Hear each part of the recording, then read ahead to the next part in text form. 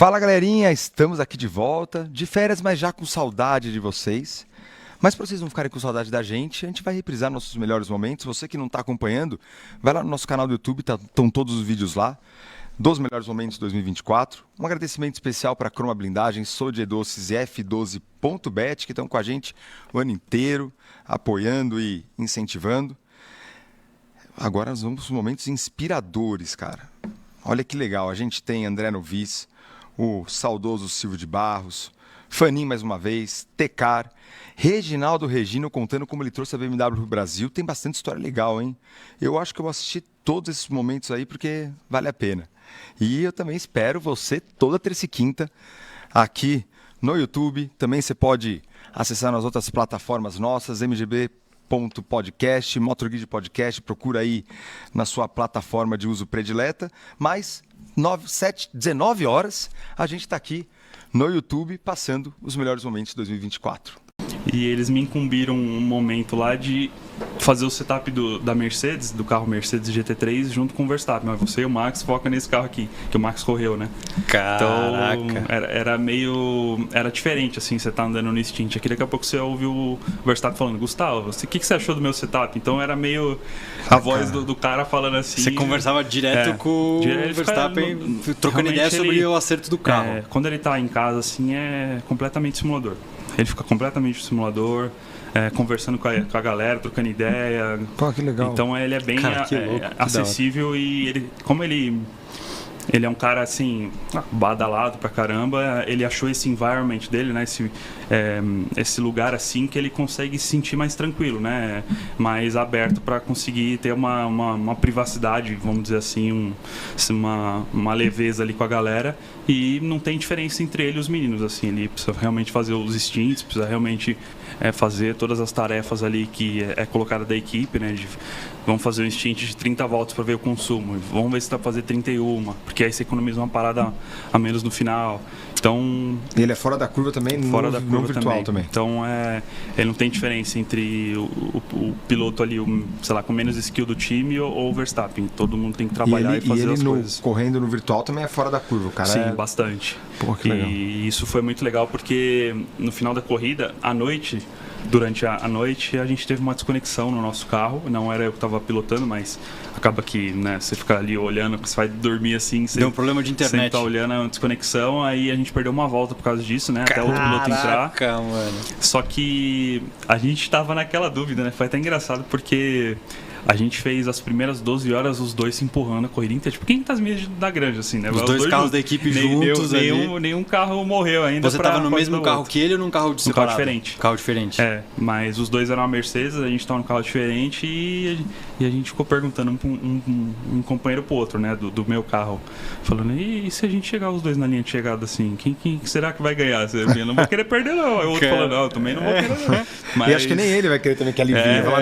Aí a gente é um competidor de verdade, lógico, ele quer uma coisa... competitivo, que é vencedor, ele quer ganhar. Brincando, né? Porque ali é tudo muito sério, assim, as ordens de equipe são realmente uma coisa assim, se assinam um contrato. E eles exigiram esses negócios também de tipo... Porque numa Fórmula 1, numa categoria como o Bruno corre na Cup, coisa assim, exige um preparo físico, o negócio. Você está correndo 24 horas. Sim. Se você não tiver um sono bom, não tiver não sei o que, você não vai... Eles não exigem, mas você se sente tão naquela coisa de ajudar o time que você tem que se organizar. E eles percebem quando você fala, cara, você não tá legal, não tá concentrando. Sim, tipo isso. Eles percebem tudo e, cara, pra vocês terem uma ideia, a equipe tem mais de 20 anos a Headline. De AV assim? só, de virtual. Então, pra você ter uma ideia disso. Então, é loucura mesmo. Calma aí. A gente tá em 2022. Sim. Não, você tá em 2022. Calma, 2022. Eduardo, caralho. 24, não, eu vi 22 aqui. Puta calma. merda. Pô.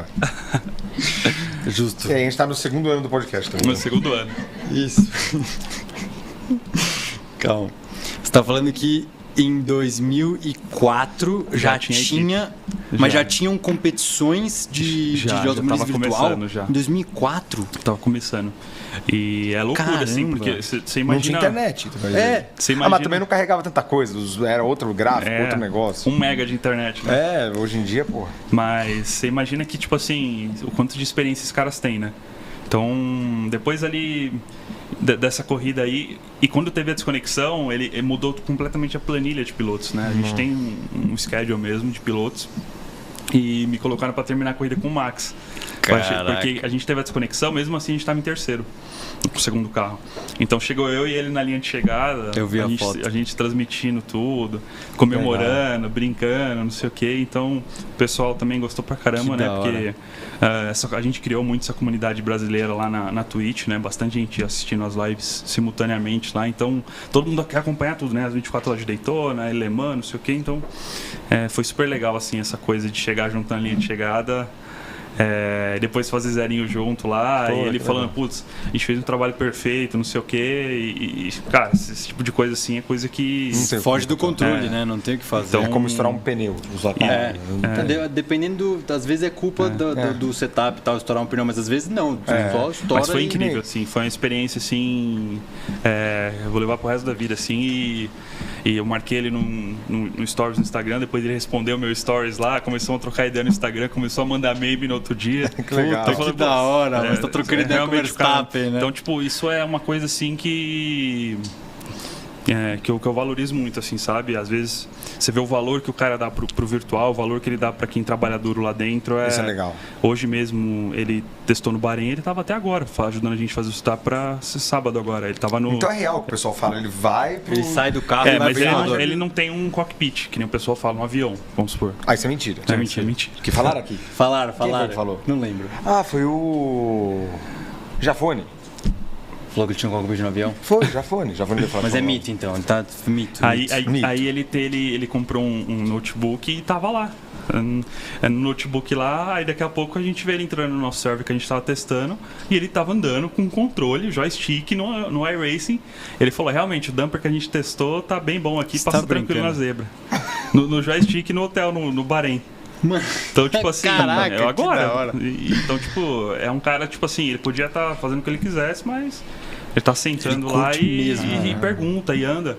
Ontem mesmo saiu o BOP dos carros, ele falou, não, esse carro aqui é melhor por causa disso aqui, vamos continuar testando, foca nesse aqui. Tipo, o cara tá no Bahrein andando de Fórmula 1, 6 horas pra frente, né? 3 horas pra frente da Europa, então você vê o tanto de coisa assim que o cara faz Eu achei que era exagero quando o pessoal falava, mas eu vi, nossa, ele tá sempre online lá jogando no avião. Eu acho que é mentira, pelo menos, porque ele não vai estar no a gente falou pra ele, porque você tá andando assim no joystick, compra um volantinho pequenininho e leva junto, né? Aí ele falou assim, vou ter que comprar uma mesinha também pra colocar. Então, tipo... Vai dar mais trabalho ele instalar um negócio no hotel toda hora do que... mas do jeito que ele é, acho que... vai mandar alguém fazer isso. Falar, já pega o meu quarto, já pega o volante. Se for uma coisinha já pequenininha, certeza que ele faz, sim. Galerinha, agora eu quero falar pra vocês sobre uma marca deliciosa, que é referência em bolos e doces no Brasil todo e em Orlando. A Sodier Doces, a maior franquia de bolos do país, a marca 100% brasileira que disponibiliza mais de 80 sabores de bolo, uma linha zero açúcar, bolos caseiros, linha vegana, docinhos tradicionais, como finos, belgas e bombons, e balas de coco com ou sem cobertura. A rede também oferece salgados desde 2017, quando inaugurou a fábrica com sede em Boituva. Inclusive o Diego nunca me levou lá, né? Diego, vou cobrar de você. Fora isso, tem uma variedade incrível de opções para todos os gostos e ocasiões. A maior franquia de bolos e doces salgados do Brasil, com mais de 350 lojas, além de 2 em Orlando, na Flórida. A Sodier oferece uma variedade imensa de doces. Eu duvido que você aí, final de ano, etc., tem que pedir um bolo de Sodier, né? Para casar bem com os dias festivos e comemorativos. E eu tenho certeza que tem uma Sodier perto de você. Vai no QR Code, você vai conseguir pedir, ou vai em algum aplicativo de entrega também, que com certeza vai achar a Sodier Doces. Ou também, se você tiver aí de regime que for escolher a linha açúcar, faz um exercício, vai a pé até a Sodier, pega o bolo zero açúcar e vai até a sua casa. Comer e saborear a Sodier e assistir a gente aqui.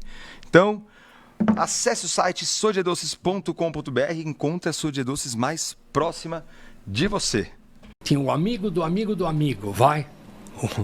O amigo do primo da minha esposa trabalhava na BMW na Alemanha, cuidava da África do Sul. Isso em 90.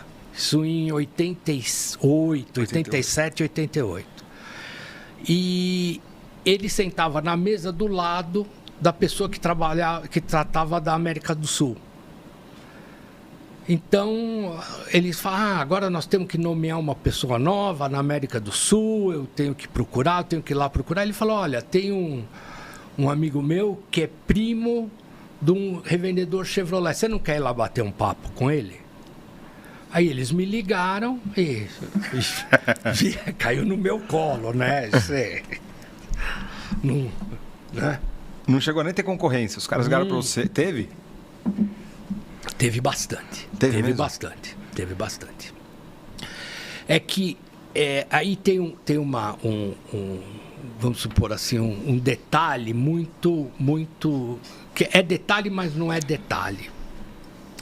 Eu fui criado nos Estados Unidos. Eu, de criança, morei até os 11 anos nos Estados Unidos. E quando eu vim para o Brasil, eu estudei na escola graduada, na Graded. Então, meu inglês é fluente. Tinha mentalidade estrangeira. Então, você quando vai lidar com alemão, é outro mundo. Quando você vai lidar com coreano, é outro mundo. Quando você vai lidar com brasileiro, é outro mundo. Então, primeiro, eu sabia lidar com quer dizer, eu, meus irmãos, a gente sabia lidar. A gente sabia o que eles gostavam. A gente sabia que não podia chegar atrasado em reunião. A gente sabia que não podia deixar para amanhã. Eles tinham ditado, o problema do sul-americano é o amanhã. É tudo para amanhã, é tudo para amanhã. E eu acho que se hoje em dia ainda muitos gringos enxergam a gente como tupiniquim, na época era ainda, né? Achavam que aqui tinha árvore, só bicho, árvore, Quer dizer, esse que, vamos supor, foi o nosso contato dentro da BMW, não. Ele era austríaco, era sangue azul, Lorde lá, era dos reis lá, sei lá, era uma família real, era família real. Só que ele era filho de argentino e tinha um irmão que morava aqui no Brasil. Então ele conhecia, sabe? Ele também sabia o jeito que era, por ser argentino, também sabia, mas não gostava, não podia chegar atrasado, reclamava que a gente usava cabelo comprido, falava, como é que eu vou nomear vocês, como é que eu vou levar vocês para a Alemanha, tudo cabeludo, assim, a gente não é muito... Eles falavam isso mesmo? Tipo, não falava, mas dava a entender. Vocês entendiam o recado? Não, a gente entendia, mas... fingia que não entendia. Entendia. Então, a gente nunca foi dos mais... como é que se fala? Dos mais formais. Mas com eles a gente era formal. Tinha que ser formal. Não tem que ter... Era mister, era tal, falava inglês, entendeu? Quando eles... eu acho que eles tinham 5 ou 6 candidatos. Aí ele foi eliminando tal. Também nós ficamos muito amigos dele, sabe? E nós levamos ele na Regino e ele viu o que a gente estava fazendo. Ele viu o tipo de trabalho, oficina limpa, grande. E era muito o interesse deles nesse tipo de coisa. E eles viram que a gente estava fazendo um trabalho, apesar de sermos novos, né? 4 anos de concessionária. A gente inaugurou a Regino em 86. A gente está falando 88, 89. Nossa, é novo pra caramba. Novo. Então ninguém acreditava, entendeu? Quando nós fomos nomeados em 90, ninguém acreditava. Falava, esses caras entraram ontem no ramo e já estão... Mas era justamente Justamente por isso, não está com os vícios. Não estava com os vícios, estava com as diferenças, tratava todo mundo bem, era uma festa, fazia festa assim, para os clientes, para o pessoal que ia, não era um ambiente duro, entendeu? Não era um ambiente comercial. Comercial, Era um ambiente amigável. A BMW é muito sobre o prazer de dirigir, né? Então, provavelmente, eles gostaram muito disso, que vocês viam o prazer ali na experiência do cliente, né? Justamente. Aí chegaram no fim de 89, quer dizer, não nomearam, falaram, olha, vocês vão ser nomeados, tal, o que vocês precisam fazer é isso, né? Fizemos uma carta de intenção. Desculpa. E nós somos nomeados aí chegou em dezembro, dezembro de 89, eles marcaram para a gente ir lá no dia 16 de março de 90. Para ir lá assinar o contrato, fazer tudo fora. Teve antes, negócio de banco, mandamos carta de referência bancária, tudo que a gente... Nada bagunçado, né? Não, a documentação, que nem a gente tinha feito para Chevrolet, entendeu? Os negócios de cartório, todas as coisas financeiras, certidões, tudo isso. Aí eles chamaram a gente para no dia 16 de março de 90... ir para lá para fechar. Todo mês ele vinha para cá. Ele vinha para cá, ia para Argentina, era Adolfo o nome dele, Adolfo Meran.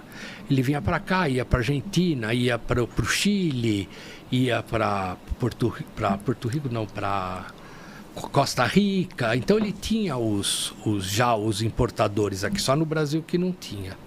Marcou para a gente ir lá e eu e meu irmão, no dia 16 de março de 1990, não sei se muita gente lembra, a gente estava no aeroporto pegando o avião para ir para Munique para assinar o contrato, para resolver o negócio do contrato. Estava a Zélia na televisão pegando dinheiro de todo mundo. Puta, o negócio do confisco. Puta. Que o Collor tinha acabado de ser eleito. E vocês assinando o BMW para trazer para o Brasil. Não. No aeroporto, recebendo pra telefonema. Para ir assinar, né? Recebendo telefonema, e o pessoal do escritório nosso, da Regino, da distribuidora, dos outros negócios que a gente tinha, ligando para a gente, falando, vocês não vão, voltam, vocês estão loucos, tá todo mundo sem dinheiro. A Zélia tomou o dinheiro de todo mundo, acho que foi 50 dinheiros da época que ela deixou no banco. Como é que vocês vão lá assinar contrato com a BMW? Não dá nem para pagar a passagem de volta, né? Não dá. Tá todo mundo desesperado, vocês estão pensando em... nós não quisemos nem saber, pulamos no avião e falamos, na volta a gente resolve, né? e chegamos lá no dia 16... Começamos as conversas, né? Eu já tinha ido, acho que em dezembro, mostrado um business plan para eles. Eu fiz um business plan bem legal para eles, sabe? Quantas concessionárias tinha, qual era, qual não era, coisa de engenheiro, sabe? Um negócio bem técnico. E eles tinham adorado como é que ia ser o marketing, tudo, porque nem tinha aberto as importações, né? E daí fomos lá. Falamos tudo, assinamos o contrato e eles assinaram o contrato em abril e mandaram pra gente. Então aí a gente já estava nomeado. Cara, que demais. Aí começou o trabalho. Por quê? Porque aí deu trabalho, né? Não tá... Primeiro que não estava nada ainda... Quer que eu abra aqui? Deixa eu conseguir aqui, obrigado.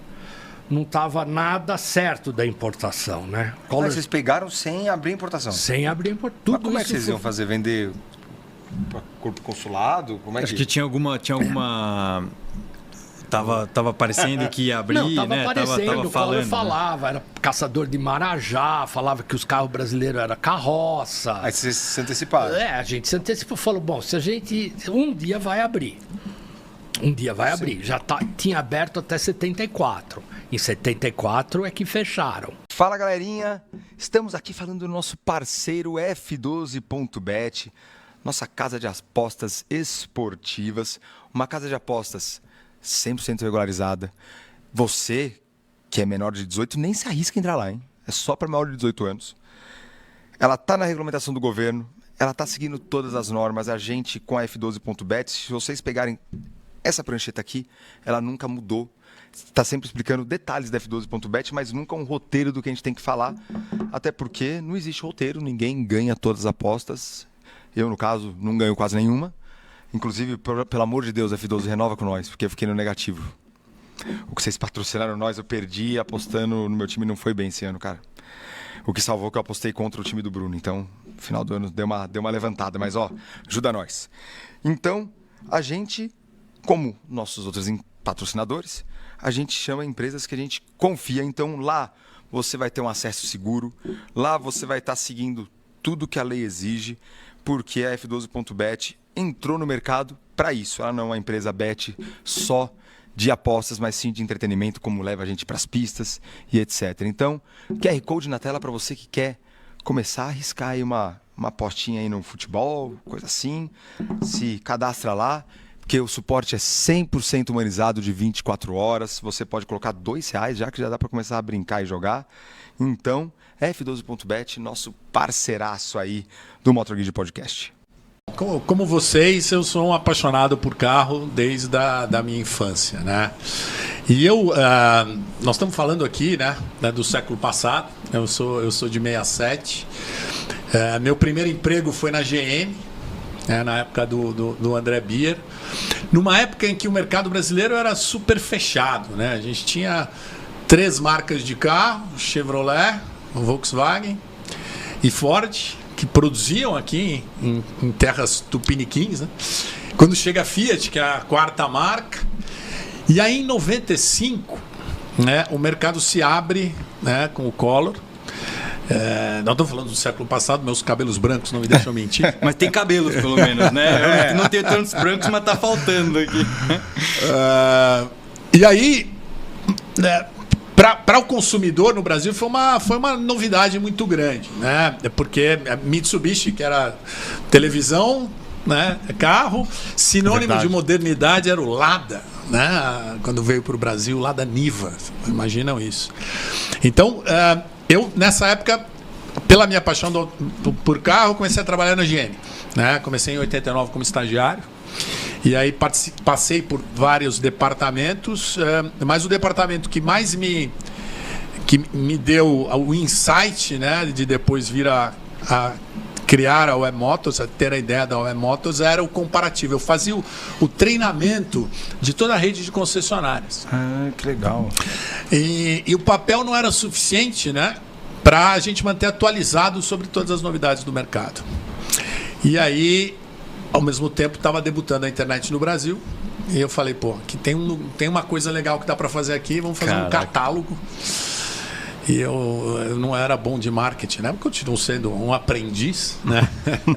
Mas era o primeiro catálogo interativo automotivo brasileiro. Claro que o Web Motors é bem mais legal como nome, mas... E a ideia era gerar uma transparência, né? Eu sempre gostei do conceito de assimetria de informação na cadeia automotiva. Uhum. E uma das frustrações que eu tinha como treinador da equipe de vendas era a gente treinar a equipe de vendas. Muitas vezes as pessoas compravam o Ômega, porque junto com a abertura de mercado teve a lei da informática, que a gente passou a ter muito mais tecnologia embarcada nos carros. O Ômega na época era uma super evolução. Os produtos de informática também eram controlados, só podia produzir aqui, era controlado pelo exército, né? Então realmente os nossos carros eram muito atrasados em relação ao resto do mundo. E aí começou a ter a modernização, e aí a minha frustração era você treinar os vendedores, a equipe de vendas, e o cliente descobrir que o carro tinha coisas só depois de comprar, né? Então, como vender e o mercado tem uma coisa interessante, né? Ele sempre, que a gente chama de disposicionar, que fica muito difícil você comparar produtos e modelos nas mesmas condições, né? Porque tem os famosos pacotes de acessórios, né? Então, você tem um carro que tem um pacote que já vem o vidro elétrico, ar-condicionado e, né, na época, banco de couro, que era uma coisa... E a gente começou também no catálogo, gerar essa transparência para que as pessoas pudessem comparar os carros. Né? Esse catálogo, inicialmente, ele o intuito dele era só interno para os vendedores ou já tinha um intuito externo também? Então, eu fazia o catálogo em papel para os concessionários. E aí, em 95, eu acabei deixando a GM por uma proposta de um grupo de varejo. E eu achava que precisava ter esse aprendizado. Aí eu fui ser gerente de concessionária, trabalhar no dia a dia. E em paralelo eu comecei a empreender com a ideia da Web Motors, né? Eu fiz esse movimento aí. Então a Web Motors começa nessa minha busca depois de sair da GM. Eu já estava numa carreira ali de 6 anos, eu achava que precisava buscar novos caminhos, estava com vontade de me apaixonei pelo conceito de empreendedorismo, né? Achei que devia buscar e achei que a ideia era boa, a oportunidade era boa, né? Então eu saio, mas eu não tinha condições de investimento, eu tenho um emprego e aí nas horas vagas eu fazia, nas horas, né, pós-trabalho, eu comecei a desenvolver a ideia da Web Motors, escrevendo o projeto e aí depois pegando um sócio que era um desenvolvedor. Mas nós estamos falando de uma internet naquela época que é inimaginável, né? 800 mil usuários em banda estreita, né? Então, que não sei se vocês lembram do barulhinho, lembram? Eu lembro do barulhinho da conexão dos caras. Dial-up, né? Eu lembro. E o telefone ficava ocupado do lugar. E aí de noite custava mais barato, de madrugada custava mais barato, a internet, né? E aí tinha os provedores de acesso, né? Então, uma época incrível. E uma época muito legal, que eu gosto muito, me remete muito ao que está acontecendo hoje no mercado, porque a gente tinha, independente da concorrência entre os negócios, né, porque aí acabou pipocando uma série de verticais, de negócios verticais a partir da internet. Começa os portais, né, UOL, Terra e tal, e os portais tinham um play de trazer assinantes e oferecer conteúdo. Então, a gente, como um conteúdo vertical de carro, tirou vantagem de seus canais dos portais. A gente começa na Web Motors como um canal automotivo do UOL, né? Que foi o que impulsionou o UOL, começando na mesma época. A gente começou em 95, 96, começamos como canal automotivo. Depois a gente foi para o Terra, enfim, fizemos uma série de movimentos. E, puta, estamos falando, eu tinha 28 anos, né? Era jovem, eu tive que aprender muita coisa na marra, aprender o mercado de capitais, aprender a história de investimento. Aí, né, para mim foi uma experiência incrível. Eu lembro que eu saí desse grupo de concessionárias e escrevi uma carta mesmo, né, pro meu mailing mesmo, de imprimir etiquetas, né, dizendo que eu estava saindo, né, para me dedicar ao mercado, porque eu tinha conseguido os famosos angel investors, as pessoas que investiam, que iam me bancar na empresa para eu começar, e eu dizendo que saía para me dedicar à digitalização do mercado de carro e tal. E aí era no momento que estava começando investimento, né?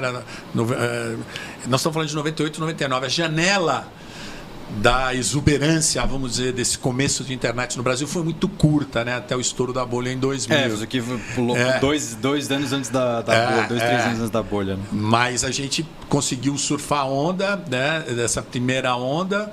E acabamos vendendo pro ABN AMRO, né? Hoje Santander, na época ABN AMRO.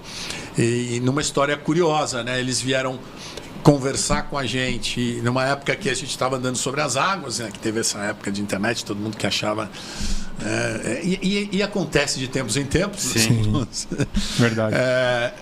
E voltaram para casa...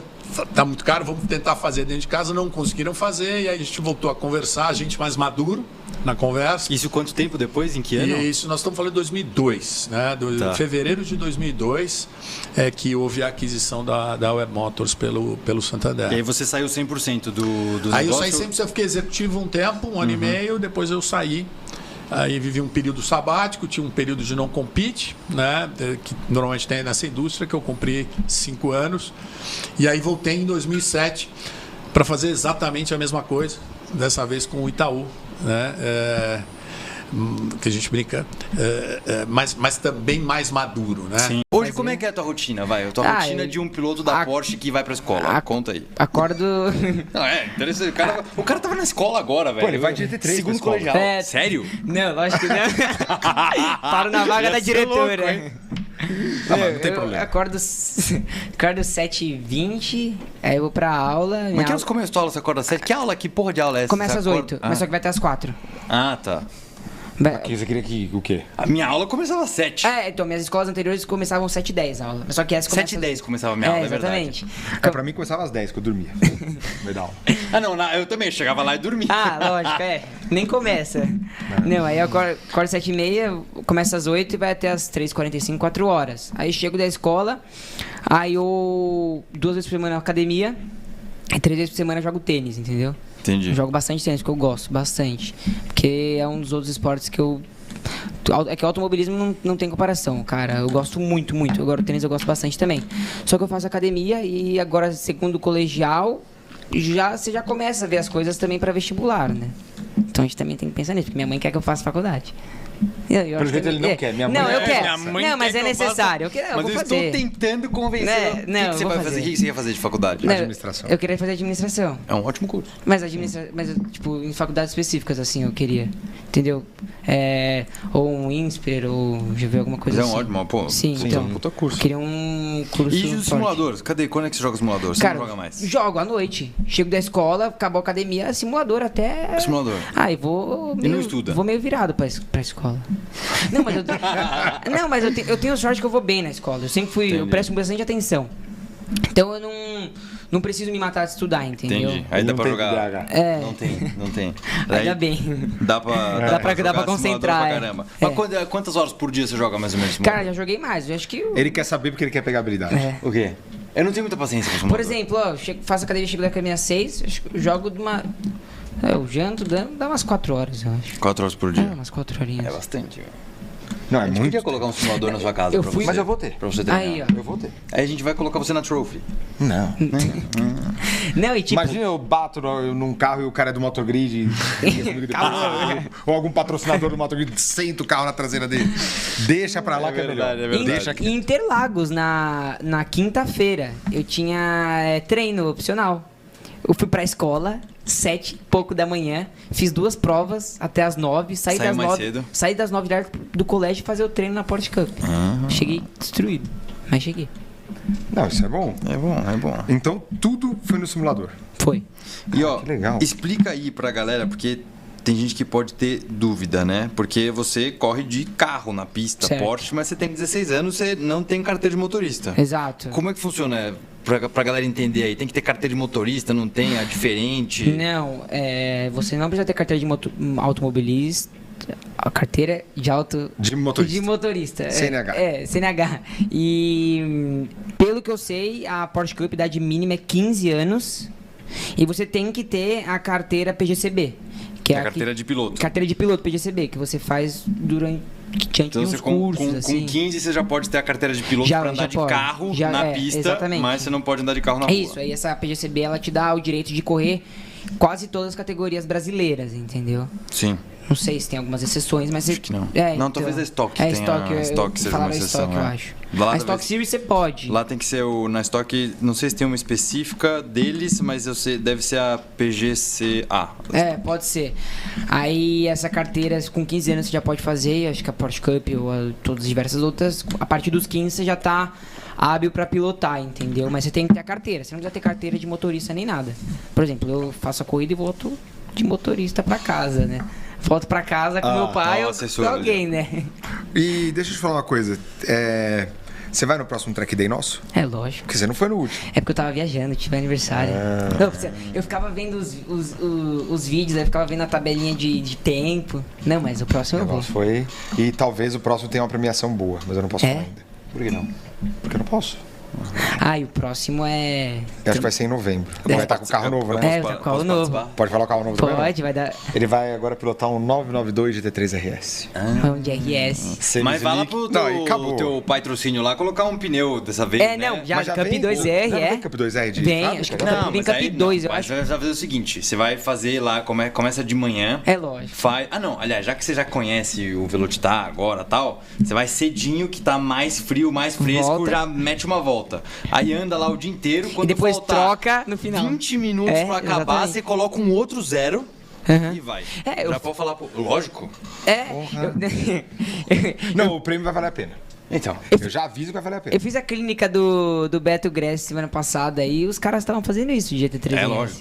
Coloca eu um pneuzinho de manhã e um no final do dia, eu né? tava com a turbo lá, cara, mexida. Você gosta, né, de carro? mas Ele eu gosta. Eu prefiro. Estágio do Prefiro como os 750 caras fizeram lá cavalos. na Alemanha. Roda? Entendeu? Não, botou. Roda aí não segura. Não dá, o carro é muito forte, cara. Muito... Eu desliguei tudo, né? Da hora. Porque. Porsche Turbo? Hã? Turbo? É, turbo. E aí, porque na subidinha lá da 5, o carro cortava tudo. Cara, que carro que eu andei que não fazia flat lá, não? Eu fui andar com a M3, tava sem pneu lá, que já tinha andado pra caramba. Ah, é a preta? Aí eu fui fazer a subidinha Aham. lá, na primeira volta, foi cano cheio. Lá é cano cheio fácil, de McLaren. Nossa, veio... Nossa! E a turbo, ela é mais mole, ela ia quicando assim, velho. Meu Deus do céu. Caralho. Não, mas esse aí, com o G3RS, vai ser páreo duro pra galera, hein? Quando é o próximo track day? Novembro. Ih, vai demorar. Vai demorar? É bom que você vai pegar na mão do carro e tal. Não, mas daí eu vou te falar uma coisa. Esse carro... vamos Tá pegar... ansioso pro carro, né? Pô, demais, você é louco. Cara, e você tava contando aqui isso, andando na chuva, de pneu semi-slick e tal. Nesse pouco tempo que você tem de experiência aí na pista, você já teve algum acidente? Cara, o único acidente que eu tive foi esse com a Antonella e com o Eric Santos, que eu fiquei no sanduíche, assim, que eu acabei espalhando um pouco, pegando a parte de fora na largada do Velocitar, que é... Cara, se você fica por fora, é difícil. Uhum. Aí, cara, eu tava voltando da grama, tava na grama ainda, nem tava voltando ainda, tomei no carro. O carro entortou, furou o radiador, tudo, tive que parar. Mas, tirando isso, eu nunca tive nenhum outro você acidente. tem que pagar o conserto ou não? Ah, não chegou nada ainda pro meu pai. Não, deve ter chegado. Mas não chegou nada ainda. É isso, agora você lembrou dele. É mentira. Não, é possível. Chega. É segunda-feira. Chegou já. Já chegou. Tá, enfim. E outra... Não, agora na clínica, cara, fui com a turbo, dei 3 voltas, tava no miolinho lá, fui enfiar o pé no freio, não veio nada. Mas não era cerâmica? Não é cerâmica, só que tava... Aí eu falei assim, ô pai, como que tá o fluido de freio? Ele falou, não, tá top. Tá top. Eu falei, não, tá com tal fluido. Tá top. Aí os caras chegaram lá, o nível tá bom. É que ele fala, com qual fluido de freio tá assim? Tá top. Com qual fluido de freio tá Aí assim? os caras chegaram lá no briefing e falaram assim, não, às vezes é bom botar o de alta temperatura de ebulição, tá? Eu falei assim, os caras checaram, tá ok, vambora. E o carro tá muito forte. Cara, dei umas 4 voltas assim no miolo, não veio nada. Eu entrei em desespero. Falei, que isso? Que curva que era? Foi no... Porque lá você não tem a caipirinha, né? Você tem a 3 pra direita, assim, embaixo. Cara, foi lá. Aí não, passou ela. Aí a hora que eu fui frear pra subir, não veio nada. Nada. Ainda bem que é uma subidinha, uma freadinha lá. Ainda não bem, mas só que né? aí eu vinha aí eu tentei de novo na 5, minha mãe, não veio nada. Eu falei, esquece. Dei mais uma voltinha só na freio motor. Pra ver se dava, e depois eu parei o carro. Aí os caras trocaram o fluido lá e eu baixei 2 segundos depois. Funcionou. Como foi o processo de seleção? Como é que é esse processo desde o... Como é que vocês falaram, vamos entrar, vamos candidatar? E como é que foi o passo a passo para até o grande dia do... são vocês. Esse processo foi muito interessante porque ele começa um pouco antes. Tá. O Gustavo tem uma participação importante, o Gustavo Valente, tá né? assistindo a gente aí, até marcou. Tá assistindo? Tá. Que bom. Tem uma participação importante 2 vezes nesse processo, porque quando nós fomos vender a Brabus, essas coisas de advogado pediram para nós, no contrato, que nós ficássemos 2 anos sem representar nenhuma outra marca que não fosse Jeep ou Audi, que a gente já estava representando. Então, era uma espécie de non-compete, né? Sim. Depois de 2 anos, abria para marcas premium. E eu que sugeri as marcas lá. Então, devo ter colocado, não me lembro agora, mas devo ter colocado Volvo, que já estava, naquela época, já estava dando uma BMW, talvez Mercedes, parei por aí. E depois de 4 anos, podia representar a marca que quisesse. O Gustavo, eu comentei com o Gustavo, né? Foi a única pessoa com quem eu comentei que estava vendendo. E o Gustavo falou, põe a marca Porsche. Aí nesse, que você pode ter a marca Porsche. Falei, Gustavo, que marca Porsche, Gustavo? Isso lá atrás? Isso em 2018, fevereiro, março de 2018. Põe a marca Porsche. Falei, Gustavo, Porsche no Brasil tem um representante, no Brasil inteiro. Não faz sentido. Cada coisa que eu peço nesse contrato para esse advogado é uma enxurrada de coisa que ele me pede de volta do outro lado, né? Inclusive, óbvio, eu queria ter trazido muito mais colaboradores para o lado de cá, né? Quem não quer ter um Fabiano, um Cordeiro, um Ronaldo, queria ter trazido todos eles. O problema é que não tinha acordo, né? Se tentasse trazer todos eles. E o Gustavo ficou insistindo muito. Rapaz, a gente não sabe o dia de amanhã, põe a marca Porsche. Porque o Gustavo sempre foi apaixonado por Porsche, você sabe disso, né? Por carros esportivos no geral, mas por Porsche muito. E aí tá bom. Sabe quando você tem um feeling assim, fala, pô, para esse cara tá insistindo tanto, vamos pôr, né? Tá bom, pedi lá para pôr a marca Porsche. Ó, só um adendo aqui. Leandro Sabes, da Porsche do Brasil, está assistindo a gente. Falou que a Bex foi feito um trabalho excelente com a operação Porsche Center-Oeste. O Gustavo, olha que legal, mandou aqui garrafinhas de espumantes estourando. Obrigado por estar assistindo a gente. Aí o Leandro falou assim: aproveita e fala para ele no lançamento da Cayenne amanhã. Opa, beleza. Boa. Bora lá, vai ser. Essa Cayenne nova tá legal. Vamos chegar nesse assunto também. Vamos. Obrigado pelo convite, Leandrão. Obrigado. E aí, 1 ano e meio depois, 2 anos depois, não me lembro, abriu essa concorrência, né, para Porsche de São Paulo. Isso deve ter sido fim de 2019. E a gente começou a participar da concorrência. O Gustavo veio em cima de mim, abriu a concorrência e tal. E aí que ele foi importante pela segunda vez nessa história também. Porque eu falei: Gustavo, será que vale a pena, velho? Porque a gente vai concorrer, sabe Deus com quantos grupos. Será que isso aí não tem carta marcada, né? A gente ouvia falar, não da Porsche, porque não tinha outros concessionários na época, só o representante oficial e tal. Mas a gente ouvia falar de cartas marcadas nessas concorrências. Eu não conheço ninguém na Porsche, não sei nem o nome dos diretores, não sabia mesmo, não sabia o nome nem do presidente na época.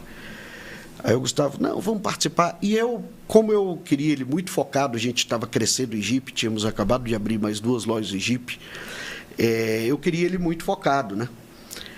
Então eu fiquei com medo dele desfocar com uma concorrência que eu achava que não ia dar em nada. Então eu fui meio contra no começo.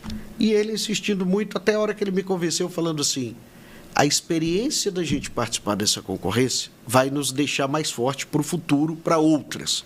Aí eu falei: não, aí convenceu bem, aí você tem um ponto de vista. Fizemos lá a primeira etapa, que era mais simples, que era só análise de números e tal.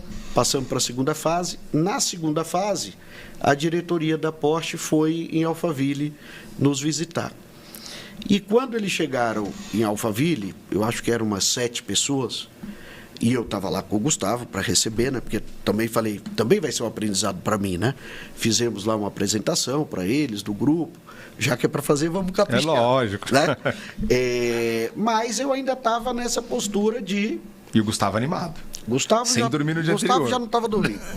Aí, quando eu vi 7 pessoas, diretores, gerentes e tal, os caras entraram lá, cara, eles olharam cada detalhe. A apresentação que nós fizemos, eles fizeram umas 30 perguntas. Ficaram lá, não me lembro agora de cabeça, mas umas 3 horas. Eu falei: isso aqui é para valer. Os caras não vão perder um tempo com o concessionário só para dar um check se isso aqui tiver carta marcada. Aí terminou a reunião, o pessoal foi embora, eu olhei para o Gustavo e falei: ó, você tinha razão, o negócio é sério, estou com você, vamos fazer tudo que precisar para a gente.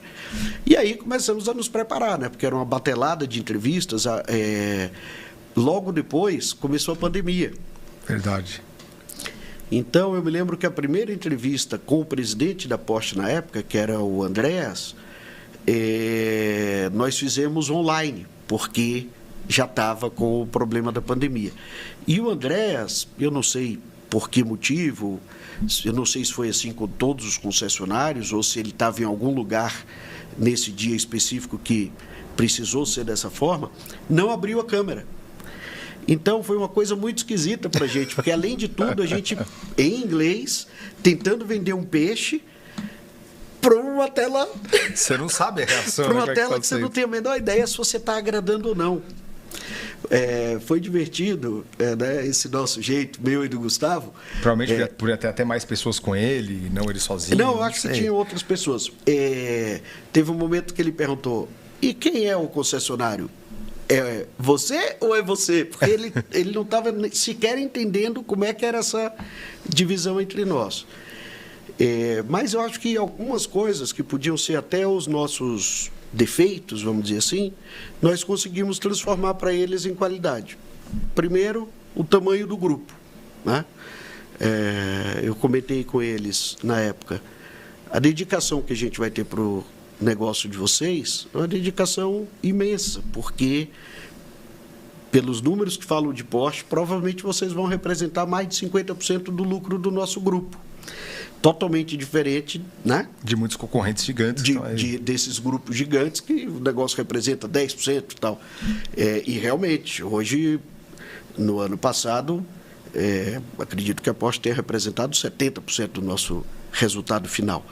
E a nossa dedicação acaba sendo muito grande para essa marca, né? Até porque é uma marca que, por conta dos eventos com clientes, e essa proposta, né, nós pegamos aquele slogan Melhor Experiência e transformamos em BEXP, né? Best Experience. E essa proposta, na Porsche, é ainda mais difícil, né? Você que é o rei dos eventos de carros esportivos, sabe o trabalho que dá fazer esses eventos com esse público hiper... Principalmente quando você está com a bandeira. Eu acho que a gente ainda sente menos o Motor Grid, porque lá é um negócio que o cara tá lá, tá à vontade, mas quando ele é convidado para um concessionário Porsche, alguém que está apresentando a marca de um produto que ele se sente, eu sou cliente disso aqui, eu quero ser tratado, é muito mais complicado do que, acho que até do que do lado de cá. Fala, galerinha! Estamos aqui com o nosso parceiro de toda terça e quinta, de muitos de vocês, alguns amigos, parceiro de todo dia, porque, graças a Deus, muitos amigos blindaram o carro lá na Croma Blindagens, a blindadora que a gente recomenda, que usa materiais de ponta, os materiais mais leves do mercado e os materiais também com mais poderes balísticos. Então, não é porque é mais leve que é mais frágil, pelo contrário.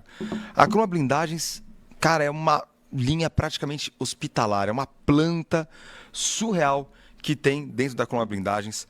O processo deles de pós-venda também é diferenciado. O atendimento é 24 horas para o cliente, então você não tem problemas de atendimento. De blindagem, não preciso nem falar que não tem, zero problema.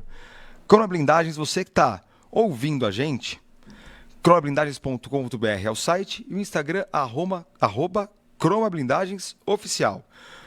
O WhatsApp 11 97580 1978. E você que está vendo a gente aí pelo YouTube, QR Code na tela, só espelhar o telefone lá, entrar em contato com o pessoal da Croma e fazer que nem muitos amigos nossos, ficar seguro e blindar seu carro na Croma Blindagens. E aí o Paito de vez em quando ele... Hamilton, tô falando que você falou Hamilton.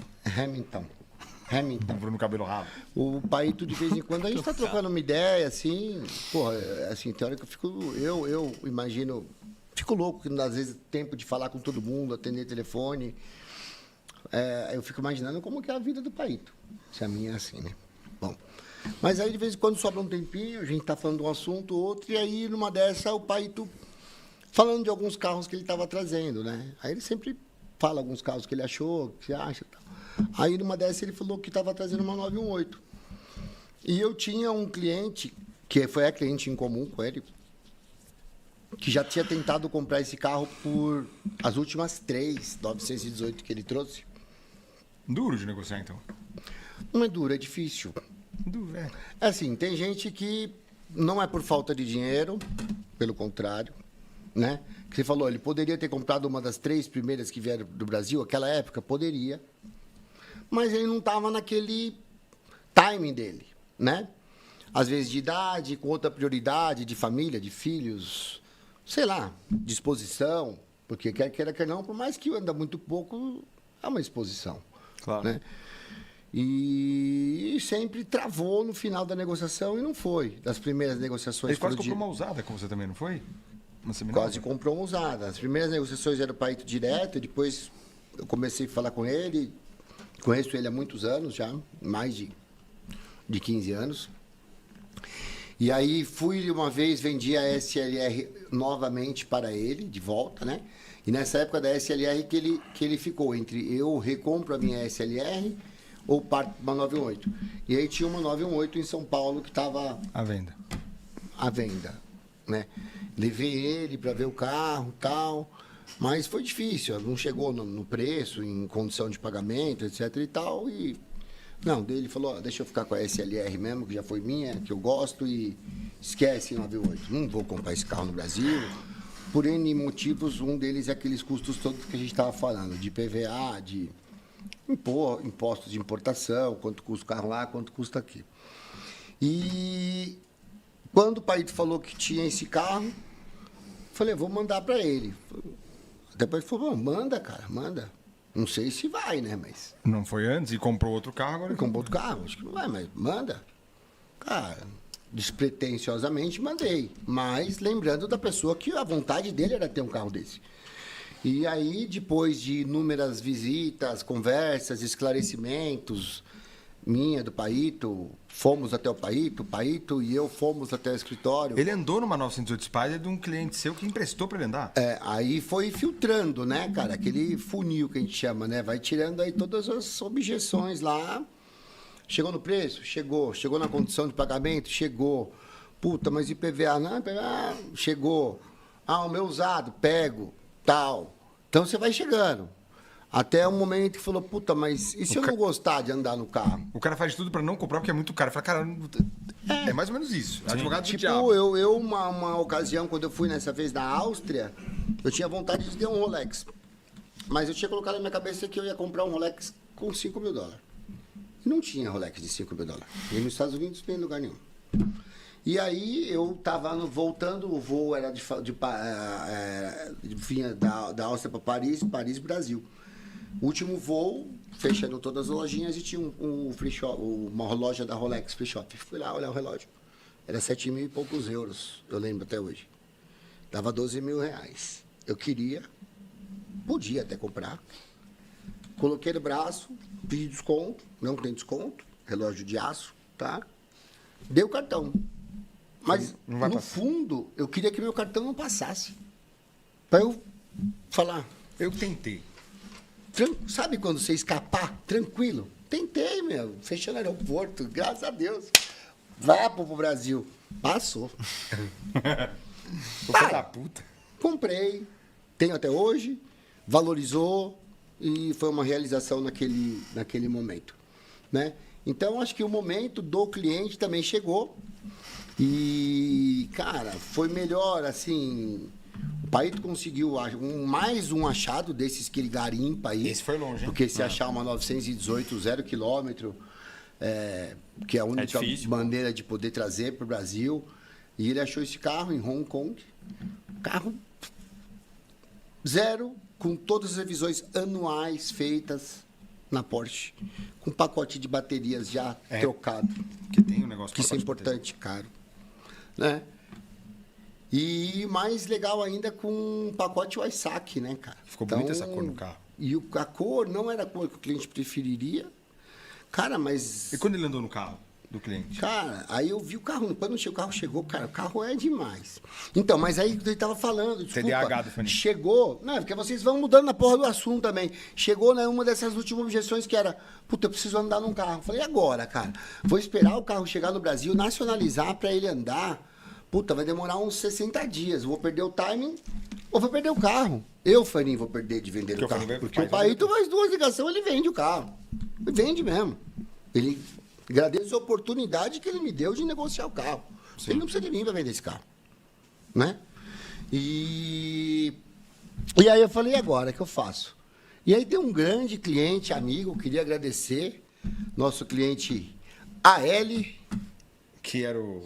Senhor Duster agora. Senhor Duster, senhor que é seu Jetta. É. E aí ele estava fora do Brasil. Falei, ele conhece também o cliente que estava comprando. Falei, olha, ele queria dar uma volta no carro, cara. Será que você pode dar uma volta com ele? Ele falou, cara, estou fora do Brasil. Mas vai lá em casa, fala lá com o meu motorista, pega o carro e vai fazer um test drive com ele. Cara, então eu acho que foi super importante isso daí. Queria agradecer mais uma vez esse cliente, porque quem que vai emprestar um carro para o outro fazer um test drive para ver se gosta para comprar? Não aquele carro. Eu tô querendo comprar e ainda por cima, tá no Brasil, ainda por cima uma 918. Confiar, entregar na mão de alguém. É confiança em você. Saiu até umas fotos, né? Por isso que o senhor Duster virou o senhor G, né? Porque saiu a 918 eu com a G atrás ali, né? Na escolta lá, né? Então você não foi com ele no carro, então você deixou ele à vontade mesmo. Não, na verdade, quem acabou ir junto, eu pedi para ir junto, e foi junto, foi o motorista do AL. Do AL. O senhor Alberto. Albert Milk.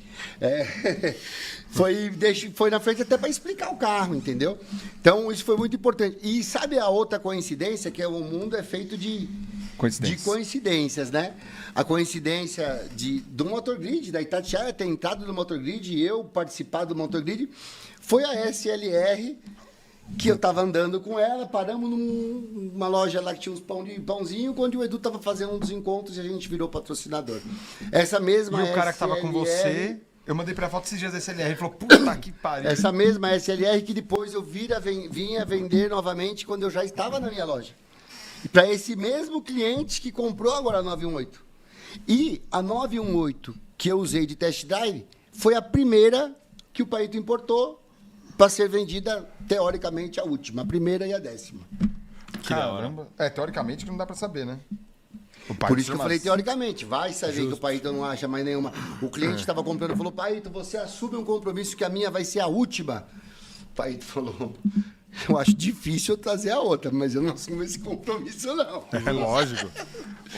Então vamos pro... Blindle responde. Blindle responde. Ó, você pode blindar 2. 5 perguntas, você pode blindar 2. Pá. Pronto, já Beleza. foi, pode fazer as outras. Eu tive uma infância muito pobre mesmo, assim. Quando eu falo pobre, não é de verdade mesmo. E até meus 15 anos, em 16 anos, eu morei em 21 lugares diferentes, pra você ter uma ideia. Então você imagina, 16 anos você morar em 21 lugares diferentes. Mas por quê?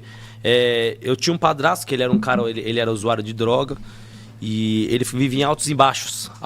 Então ele usava a droga, ele caía, aí ele caía pra realidade, subia de novo. Então a gente morava num lugar, era despejado, ia morar de favor em algum lugar, arrumava aqueles... Lá, bem antigamente existiam uns fiadores no jornal, você pegava eu não, era criança, né?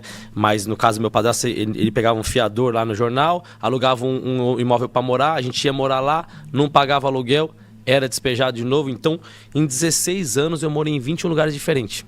Doideira, cara. Então, assim, pra você ter uma ideia, o último lugar que eu morei na Vila Formosa. Esse último lugar foi na Vila Formosa. Era uma casa. Foi quando ele faleceu, a gente foi despejado. O dono da casa deixou a gente morar na garagem. Então, aqui, olha que loucura. Eu cheguei a morar na garagem da casa, porque o dono da casa ficou com dó da gente. Falou, pô, mora na garagem aí, tinha um banheirinho fora, até vocês arrumar um lugar pra vocês ficarem. E aí, nessa época eu tinha feito 16 anos. Foi quando surgiu a oportunidade de trabalhar de lavador de carros numa loja de carros. Quando eu fui trabalhar numa loja de carros, na verdade, eu não fui contratado para ser lavador. Eu fui contratado para ser office boy. Você vai ser office boy? E eu fui de uma loja lá no Carrão, uma loja bem conceituada na época.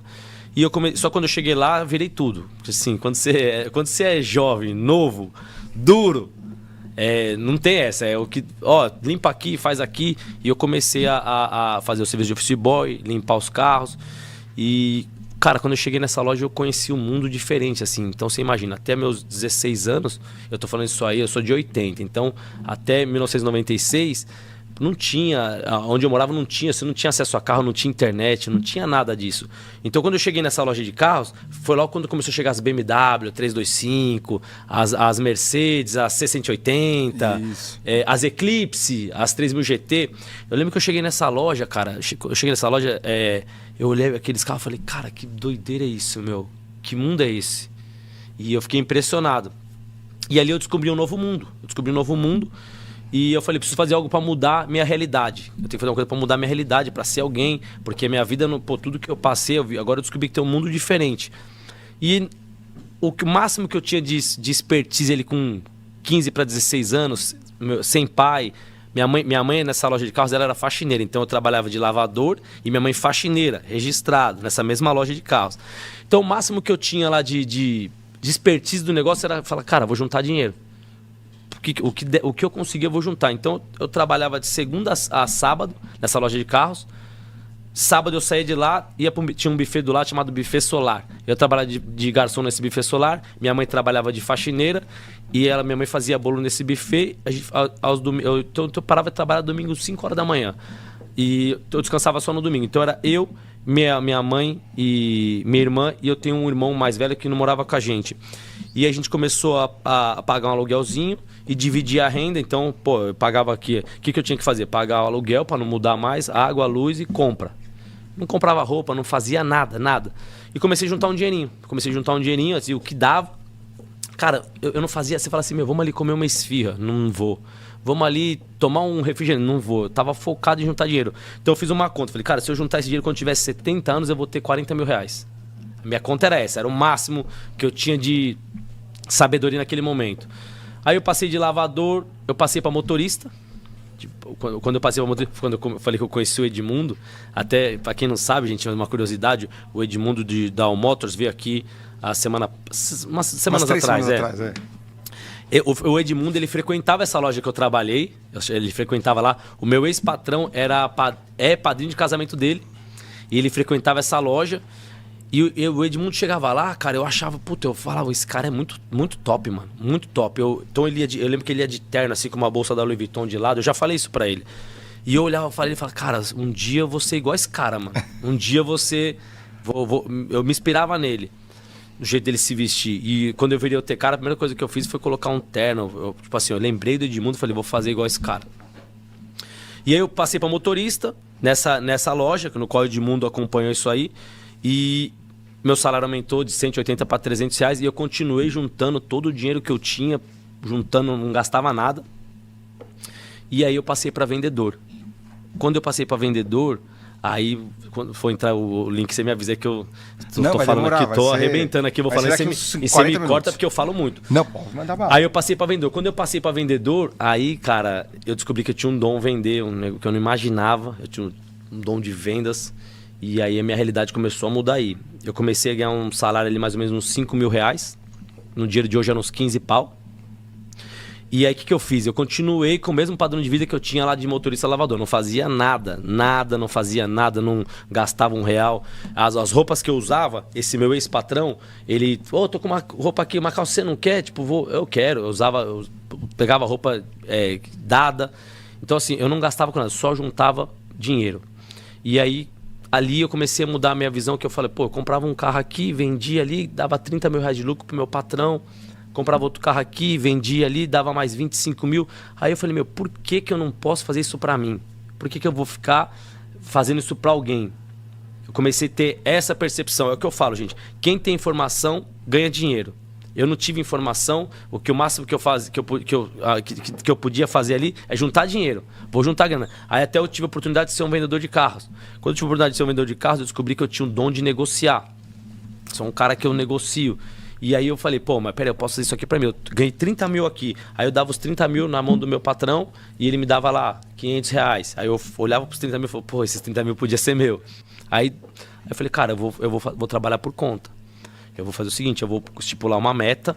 Quando eu chegar num valor X, eu vou pedir as contas e vou trabalhar por conta. E demorou 11 anos de quando eu entrei nessa loja. Caramba. 11 anos, cara. 11 anos de quando eu entrei nessa loja até eu juntar os 100 mil reais. Eu tenho 100 mil reais. No dia de hoje, acredito que eu já fiz essa conta uma vez, dá uns 350 mil reais. E eu juntei 100 mil reais. E aí eu cheguei no meu ex-patrão, falei, cara, quero ir embora, vou tentar trabalhar por conta. Então eu tava numa situação, eu tinha 27 anos. Ele tentou aumentar o pagamento? Tentou, ele falou, não, cara, eu dobro o seu salário, você tá comigo aqui 11 anos, você é exemplar, você vende pra caramba. Eu falei, não é questão de dinheiro, é questão de propósito, eu quero ver como é que é na rua. Sabe uma frase que eu ouvi? Quando você vai sair de uma empresa, sair de uma parceria, algum acordo comercial que você tem, e a pessoa fala, não, quanto você quer pra ficar, eu aumento, a pessoa, desde o começo, sabia o seu valor, só não queria que você descobrisse. Então, isso aí eu não... vou usar isso aí, viu? Ela só não queria que você descobrisse o seu valor. Vou usar. Ela já sabia. Sabia. E aí, na época, ele falou, cara, eu vou dobrar. E não é pelo dinheiro. Eu preciso ver como é que é lá fora. E aí eu cheguei numa situação na minha vida, eu tinha 27 anos. Então, olha a visão. Eu saí da pobreza do -1, cara, do -1. Eu tinha 27 anos, tinha um emprego que eu ganhava no dinheiro de hoje uns 15, 20 pau. Fosse um dinheiro de hoje. E eu podia comprar uma BMW 320 zero. 2020. Tinha lá uns 200, 300 pau. E eu ia ser o cara da quebrada, porque eu sou da Zona Leste, sempre morei em quebrada, sempre morei em bairro mais simples. Então se eu chegasse com uma BMW das novas nesse bairro, Thiaguinho lá, porque o pessoal me conhecia como Thiaguinho. O Thiaguinho lá venceu na vida, cara. Ele venceu na vida. Saiu do zero, montar no emprego, tá com uma BMW do ano. E o que eu fiz? Eu falei, cara, eu optei em pegar esse dinheiro, comprar 4 carros populares e continuar. Aí eu virei desempregado com 4 carros populares. E aí eu peguei esses 4 carros por zero. Um Gol, um Palio, um Focus e uma Meriva. Eram esses 4 carros. E aí comecei a usar todas as técnicas que eu aprendi de vendas para vender os meus carros. Tipo assim, cara, mas qual técnica? Então eu vou dar um exemplo aqui. Na época que eu vendia carro, o pessoal que é mais antigo do ramo vai se identificar muito que eu falo. Tinha Select Shop, Vendo Autos. Você lembra disso aí? Então tinha Select Shop, Vendo Autos. E eles iam na loja lá, eles iam na loja que eu trabalhava, e eles tinham que tirar foto dos carros. E era um saco isso aí, cara, porque a gente tinha que manobrar todos os carros, porque eles faziam mais ou menos um cenário, e todos os carros tinham que ser tirado foto no mesmo lugar. Então, tirou aqui frente, manobra de lado. E eu, pergunto, por que tem que fazer isso aí? Não, porque isso aqui é padrão da revista. E as 2 revistas eram assim.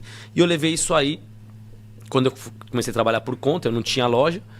Eu morava numa rua muito simples, uma rua que não ia passar credibilidade. Na rua tinha um murão, sabe esses trepadeira que fala, essas muro? Então eu usei aquele muro lá como um fundo. Então eu colocava o carro aqui, tirava foto, manobrava o carro com o tirava foto, fazia tipo um fundo. Ali eu já comecei a usar as estratégias de vendas do que eu aprendi. E comecei a comprar e vender carro. Comecei a crescer. Em 2008 eu montei a primeira loja Tecar Veículos. Uma lojinha, cabiam 9 carros. Eu devia ter uns 6 carros aí. E foi a primeira loja que eu montei. Aí eu descobri o que é empreender. Porque até então eu era um vendedor de carros, que foi tentar a sorte. E aí eu descobri o que é empreender no Brasil. Como é que é você ter uma loja, ter um negócio em 2008. E aí em 2008 eu comecei com a loja. Aí em 2010, 2012 eu ampliei essa loja. Já estava legal. Aí peguei um crédito no banco. Já virei empresário. Aí já era outra cabeça.